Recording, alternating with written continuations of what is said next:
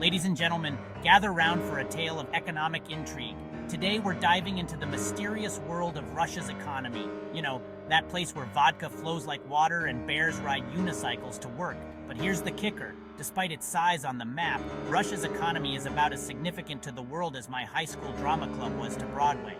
Now I know what you're thinking. Russia is huge. It must have a massive economy. Well, size isn't everything. Similarly, Russia's landmass might be impressive, but its economic output, not so much.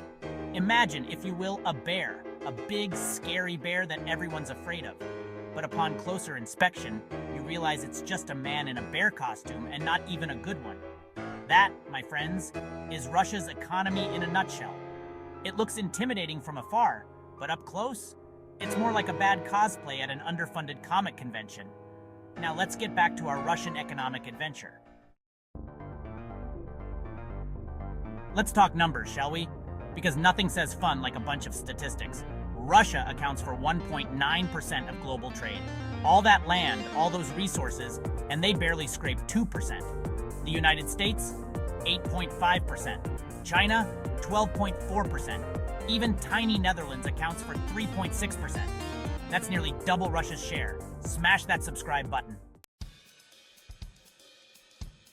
Now let's take a closer look at what Russia is actually selling to the world. Spoiler alert, it's not as diverse as a Netflix category list. Russia's main exports are essentially a starter pack for a really depressing party oil, natural gas, and metals. Compare this to other countries and you'll see just how limited Russia's export menu really is. The United States, they're exporting everything from Hollywood blockbusters to cutting-edge tech. Germany, cars that actually work and beer that doesn't taste like sadness. Japan, robots, video games, and enough weird candy flavors to make Willy Wonka blush. But Russia, they're still stuck on the fossil fuels and shiny rocks level of the economic game. It's like they're playing Monopoly while the rest of the world has moved on to Settlers of Catan. Now, I'm not saying Russia doesn't have other industries. They do make weapons, for instance. But when your claim to fame is, we make things that go boom, you're not exactly winning the global economy popularity contest. It's like bragging about being the best at making people uncomfortable at parties. Section 4, the Ruble Rumble Russia's minimal market impact. Let's talk about Russia's impact on global markets, or should I say, the lack thereof. When Russia's economy hiccups, the global market barely notices. Take the Russian ruble, for instance. When it plummets, the global financial markets react with all the enthusiasm of a teenager being asked to clean their room. This limited impact isn't just about currency. When Russia faces economic sanctions, the rest of the world mostly shrugs. It's like banning that one weird kid from your birthday party. Sure, it happened, but did it really change anything? The global economy keeps chugging along, barely noticing that Russia's been put in the economic naughty corner.